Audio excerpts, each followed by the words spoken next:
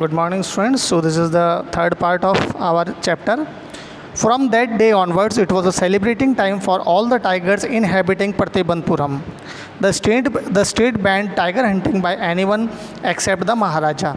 A proclamation was issued to the effect that if anyone dared to fling so much as a stone at a tiger, all his wealth and property would be confiscated. So, students, it was a celebrating time for all the tigers. Why?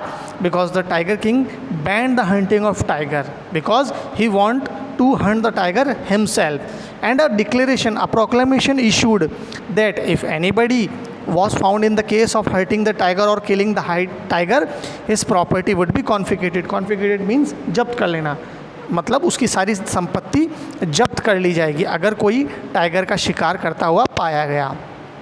Okay. Next paragraph. The Maharaja vowed he would attend all other matters only after killing the 100 tiger. Initially, the king seemed well to set realize his ammunition, not that he faced any dangers. There were many times when the bullet missed its mark. The tiger leapt upon him, and he fought the best with his bare hands.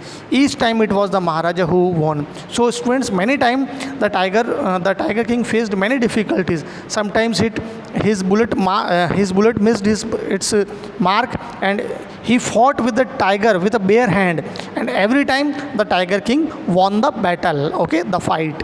Next paragraph. At another time he was in danger of losing his throne.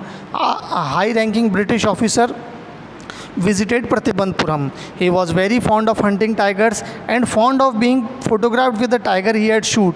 As usually, he wished to hunt tigers in the Pratibandpuram, but the Maharaja was firm in his resolves. He refused permission. I can organize any other hunt. You may go on boar hunt. You may conduct a mouse hunt. We are ready for a mosquito hunt, but a tiger hunt, that's impossible. Okay, students. So this time the Tiger King is in very danger because Britisher came and asking for a tiger hunt, but the Tiger King refused his proposal. Okay, in this way he was taking a risk of losing his throne, but by giving some precious diamonds rings to his wife, he saved his kingdom. Okay, here is a description.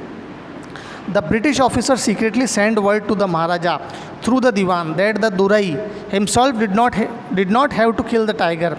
The Maharaja could do the actual killing, but what was the important to the Durai was the photograph of himself holding the gun and standing over the tiger carcass. Carcass means his body. But the Maharaja would not agree even to his proposal. If he relented now, what would he do if other British officers turned up for tiger hunts?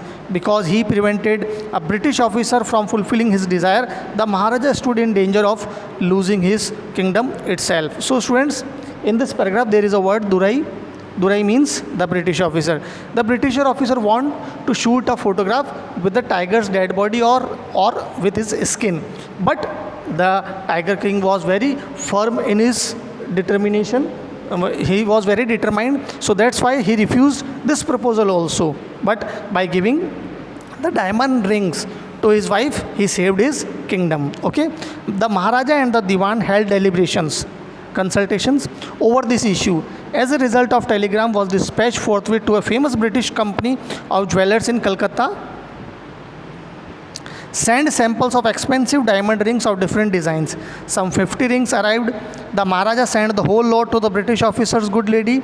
The king and the minister expected the Durai Sani, the wife of the Britisher, to choose one or two rings and send the rest back.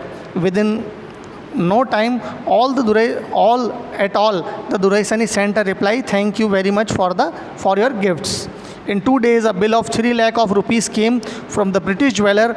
The Maharaja was happy that he had lost 3 lakh of rupees, but he had to manage to retain his kingdom. So, my dear students, for pleasing the Durai Sani, the wife of the British officer, he gave a diamond ring of 3 lakh rupees. But he is very happy that by giving 3 lakh rupees diamond ring, he had managed or retained his kingdom in a very good manner. So, students, this is the third part. Okay, thank you.